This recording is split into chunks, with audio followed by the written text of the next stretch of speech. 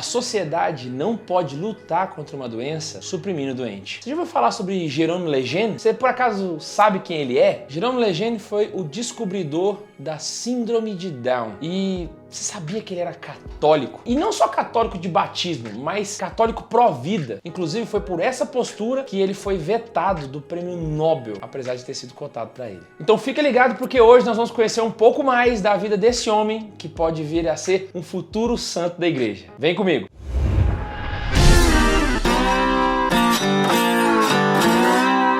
Jérôme Lejeune era um médico francês e o seu currículo não parava por aí. Além de ser médico, ele também era professor e pesquisador em genética. E nessa área ele fez várias descobertas significativas. Afinal de contas, ele era um bom católico. E é exatamente por isso que Jérôme Lejeune entrou para a lista dos grandes cientistas católicos que rebatem o argumento de que a fé vai contra a razão. E entra para esse grande hall que inclui Gregor Mendel, Blaise Pascal, Roberto Landel de Moura, Johann Georg Hagen, John Augustin Zahm, Georges Lemaitre, que a gente já fez um vídeo dele, Alberto Magno, Ruder Boscovich, São Silvestre, Jean Buridan, Nicolau Oresme, Giovanni Battista Riccioli e tantos outros. É cientista, pra dar com pau. Inclusive, eu acho que deve ter um coro de cientistas no céu, porque Deus ama muito a ciência. Afinal de contas, ela busca a verdade, e a verdade é Ele. Ou seja, o tempo todo a ciência busca a Deus. E antes de entrar na história desse cara fabuloso, eu quero te perguntar, você mesmo, safado, você já se inscreveu nesse canal? Já clicou no botão vermelho e participou do maravilhoso mundo dos caroneiros que fazem esse canal crescer? Então se inscreve nesse canal, clica no sininho, clica no joinha e manda para os teus amigos, porque este vídeo está um espetáculo. E antes de começar, eu preciso só te falar dois recados bem rápidos. O primeiro é que o Padre François abriu as inscrições para o seminário de teologia, que vai falar sobre Espírito Santo e pentecostalismo. Vai falar sobre a renovação carismática, o pentecostalismo protestante e muito mais. Repouso no Espírito, oração em línguas. Esse negócio é da igreja, não é? Da onde que veio? E principalmente, vamos estudar sobre a terceira pessoa da Santíssima Trindade. É o primeiro link na descrição, não dá para perder. 100% online e 100% gratuito. E o segundo é que a nossa livraria tá de promoção de Dia dos Namorados. Você quer presentear sua pupilinha ou seu pupilinho com os melhores livros católicos em promoção para vocês serem católicos de verdade, aprenderem a serem bons fiéis? É só você entrar no segundo link e já garantir que é por tempo limitado. Então, chega de enrolação, bora pro vídeo. Pois então, antes de ser um grande médico, o Jérôme Lejeune era um menino francês, nascido na pequena cidade de Montreuil, em 13 de junho de 1926. E a sua família era muito unida. O próprio Jérôme Lejeune diz que a minha família foi a maior recompensa recebida em minha vida. O pai dele sempre orientou ele de perto e acabou que Jérôme foi muito bem desenvolvido nas habilidades físicas e intelectuais. Ele recebeu uma formação humanística bem ampla e se consagrou particularmente nos estudos de latim, grego, religião, literatura, filosofia, matemática e geometria.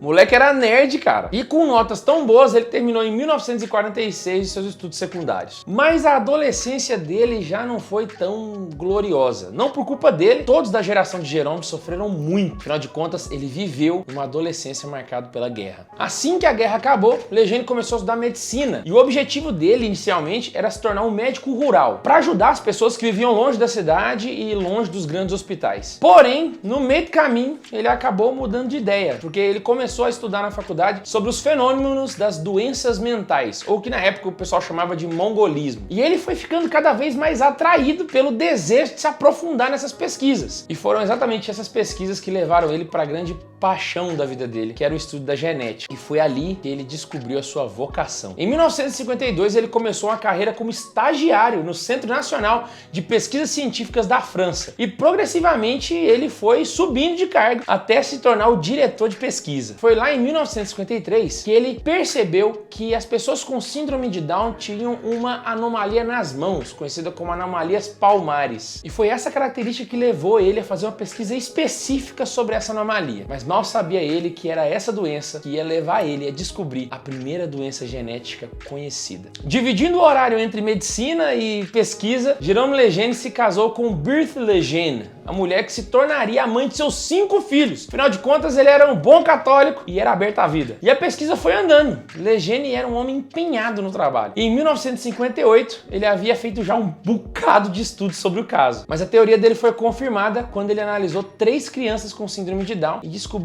um padrão entre elas. Todas as 3 tinham um cromossomo a mais no par 21 do seu código genético. Em 1959, Lejeune publica um artigo na revista Nature sobre uma descoberta importantíssima, a anomalia cromossômica que dá origem à síndrome de Down. Essa foi a primeira vez na história que encontraram uma explicação genética para uma doença mental. E com todo esse material pesquisado, o professor Lejeune fez seu doutorado em 1960. E Lejeune estava bastante empolgado, porque ele tinha acabado de fazer uma descoberta revolucionária na história da ciência. E, óbvio, não demorou para aparecer o reconhecimento e as premiações por toda a comunidade científica. Ainda em 1958, ele foi chamado para ensinar genética como professor convidado da Universidade de Stanford, nos Estados Unidos. Logo em seguida, ele se tornou chefe da unidade de citogenética do Hospital de Necker, em Enfants Malades, em Paris. Em 1964, ele se tornou o primeiro professor de genética da Faculdade de Medicina de Paris. Em 74, João Paulo II convidou ele para fazer parte da Pontifícia Academia de Ciências e, mais tarde, do Pontifício Conselho para Pastoral no campo da saúde. Em 1981, Jérôme foi eleito à Academia de Ciências Morais e Políticas, uma das 5 academias do Instituto Nacional da França, e se une 2 anos mais tarde à Academia Nacional de Medicina. E, além disso, ele foi nomeado doutor honoris causa da Universidade de Navarra, na Espanha. E ainda recebeu uma porrada de prêmio por seus trabalhos sobre patologia cromossômica, que não dá nem pra gente escrever aqui, senão ia ficar o vídeo inteiro falando só disso. Mas 3 que a gente poderia citar foi o prêmio Kennedy, que ele recebeu em 1962, o William Allen Memorial Award em 1969 e o prêmio Grifols em 1993, por conta dos seus trabalhos não somente por anomalias cromossômicas, mas elas relacionadas ao câncer. E Jérôme Lejeune podia ficar o resto da vida só desfrutando de tudo isso que ele conquistou com essas pesquisas. Mas é aí que a gente se engana, porque ele, ao invés de ficar colhendo os frutos dessa conquista, ele continuou se empenhando no trabalho de médico e pesquisador. E aqui é uma parte boa para entender. Quando Jérôme Lejeune descobriu a primeira doença, na verdade, ele descobriu uma lógica que existia por trás das doenças genéticas. E com isso, ele conseguiu descobrir uma outra série de doenças e também catalogá-las. Ou seja, a descoberta da síndrome de Down só fez abrir as portas para uma revolução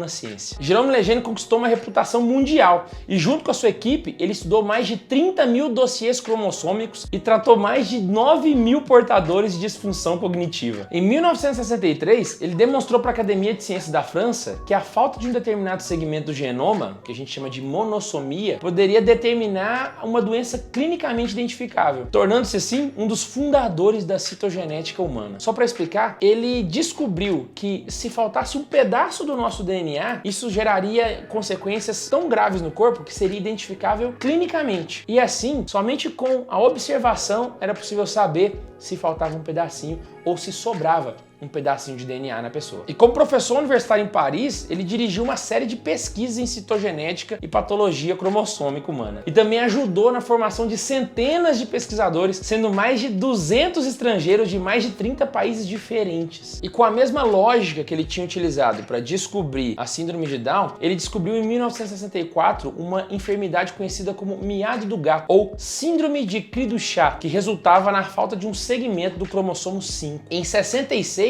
ele identificou a síndrome do cromossomo 18, que também é chamada de síndrome de Edwards, e também a síndrome da malformação ligada ao cromossomo 13, que é chamado de síndrome de Patau. E junto com a sua equipe, ele ainda descreveu diversas outras trissomias, que é um tipo de doença genética, com o cromossomo 9, que chama de síndrome de Retoré, e com o cromossomo 8, que se chama síndrome de Warkani. E acredita se quiser, não para por aí. Jérôme tinha a hipótese de que se um cromossomo cromossomo fosse sobrenumerário, ele poderia gerar um excesso das enzimas que eram controladas por aquele cromossomo e vice-versa. E em 1974, essa hipótese foi verificada quando ele constatou um excesso de atividade na enzima superoxidodismutase. E em 74, essa hipótese foi verificada quando ele constatou um excesso de enzimas nas pessoas que eram portadoras de síndrome de Down. E a partir daí, ele explorou uma série de correlações entre o déficit de inteligência e a atividade enzimática. E essas pesquisas abriram várias pistas para ajudar na terapia das pessoas com síndrome de Down. E apesar de ser uma doença genética e em tese não tem cura, o professor Legendre nunca desistiu da ideia de encontrar uma cura para ela, com uma forma de desativar ou de desligar cromossomos sobrenumerários. E ele dizia que pouco importava se fosse ele ou outra pessoa que descobrisse como curar os trissômicos. O importante era descobrir a cura. Jerônimo também percebeu que as pessoas portadoras de síndrome de Down tinham uma predisposição maior para desenvolver leucemia aguda. E ele começa a expandir os seus estudos sobre o câncer. E foi assim que várias relações inéditas entre os genes e o câncer foram descobertas e identificadas pelo Dr. Legendre. E no leito do hospital, já próximo da morte, Jerome Legendre ainda estava discutindo com a sua equipe formas de tentar neutralizar esse cromossomo e de curar as pessoas com síndrome de Down, por mais que isso parecesse insano. E eu não sei se você percebeu até aqui, mas ele fez muito pela ciência. Inclusive um fato curioso, após a descoberta do Dr. Legendre em 1961, 19 cientistas escreveram um artigo chamado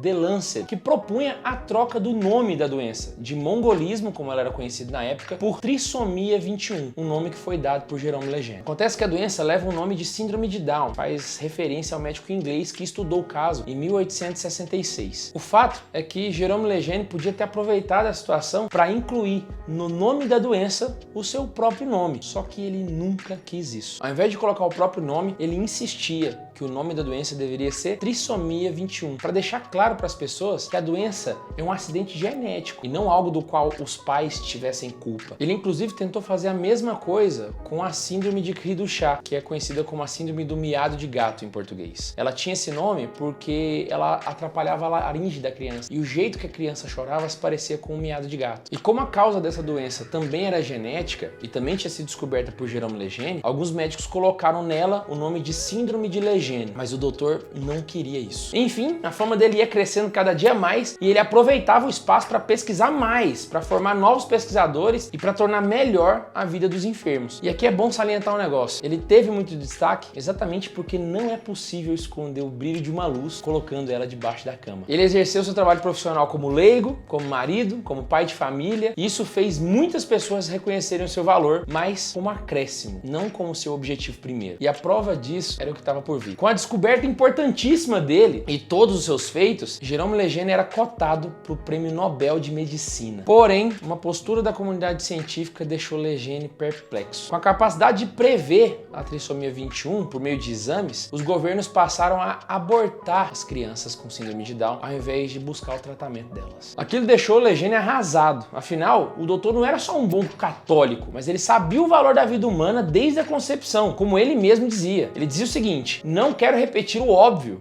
mas na verdade a vida começa na fecundação. Isso me faz lembrar muito de Santos Dumont, que relatou a tristeza dele ao saber que o avião estava sendo usado para as guerras. E Legendre, além de ser católico, era um médico, e um bom médico, e ele tinha jurado diante de todos que ia defender a vida. Como o próprio juramento de Hipócrates dizia: não darei a nenhuma mulher a substância abortiva. Com essa mágoa, Legendre decide não ficar calado e protestar de uma forma inteligente. Em 1969, Legendre foi indicado para receber um prêmio, e nesse prêmio ele deveria fazer um discurso que seria ouvido por toda a comunidade científica. Ele sabia que aquele era o local ideal para o seu protesto, mas sabia também das suas consequências. Após o discurso, no qual ele mostrou firmeza na sua opinião contra o aborto e a favor da vida, Legendre virou para sua esposa e confessou: hoje eu perdi o meu Nobel de Medicina. Desde então, Legendre passou a ser odiado pela comunidade científica. De fato, ele foi descartado das indicações a Nobel, mas a sua exclusão não parou por aí. Ele foi sendo eliminado de todos os espaços e as fontes com as quais contava para pesquisas também. Depois de se opor ao aborto, parece que houve um apagão e ele parou até de receber doações para suas pesquisas. A sua mulher chegou a contar que após isso, ele não podia mais escrever nos meios de comunicação e não o convidavam nem para ir na televisão, nem em congressos internacionais. nos quais durante anos ele tinha participado como conferencista principal. E o que Lejeune fez diante da perseguição? Se empenhou com mais zelo ainda na busca e na defesa contra a instrumentalização de suas descobertas para abortar crianças deficientes. O homem que havia feito um bem inestimável para a humanidade agora gastava a vida para fazer com que os homens não destruíssem a humanidade com a descoberta que ele tinha feito. Para Lejeune, uma sociedade realmente civilizada era uma sociedade que defendia os membros mais fracos e não uma que exterminava simplesmente por eles serem diferentes. E mais, ele ainda considerava o aborto uma solução mesquinha e preguiçosa, porque era muito mais nobre procurar um tratamento. Como ele mesmo disse, a história nos demonstra que não são os que aceitam que se matem doentes e indefesos os que apontam a solução para esses problemas. Mas é no meio a todo esse abandono na comunidade científica que Lejeune vai encontrar um grande aliado em sua luta pela defesa da vida. Um amigo que vai saber reconhecer o seu valor profissional e cristão.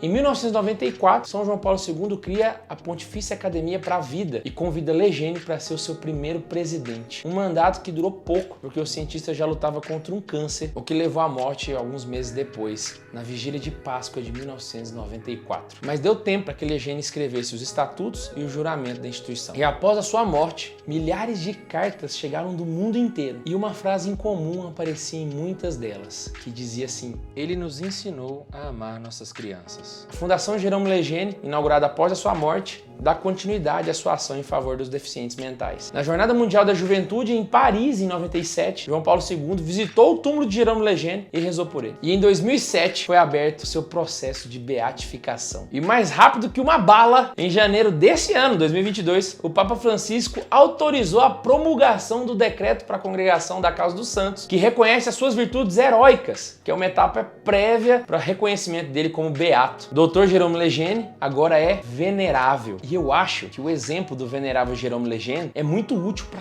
todos nós católicos, sobretudo para os profissionais de saúde e nós leigos que somos chamados ao matrimônio. Lejeune sobreviveu a uma vida virtuosa. Ele foi um bom marido, bom pai, bom pesquisador, bom médico, e é exatamente por isso que ele foi um bom católico. E todas essas muitas realidades que compõem um único homem eram condizentes entre si. A gente chama isso de unidade de vida. E como ele mesmo dizia, assim que é concebido, um homem é um homem. E Jerôme Lejeune foi um homem, e um homem íntegro. E é por isso que é muito válido que Jerôme Lejeune seja beatificado. O processo agora vai para a confirmação dos milagres. E eu vou começar a pedir a intercessão dele já agora. Pois esse homem é um modelo para mim, para você, no meio desse turbilhão de tristeza, que é a disseminação da cultura do aborto e da anticoncepção. Um exemplo de como a gente tem que permanecer firme, mesmo sofrendo perseguição. Um exemplo de que o nosso prestígio profissional é ferramenta de Deus para a salvação de muita gente. E quem me dera trabalhar com esse amor com que Jerôme Lejeune trabalhou por tantos anos. Quantas almas a gente ainda não iria salvar? Enfim, espero que vocês tenham gostado de conhecer sobre a vida dele e que o exemplo de Jerôme Lejeune, católico, devoto, cientista exemplar e pró-vida, incansável, nos inspire a ajudar nesses tempos em que aos poucos o aborto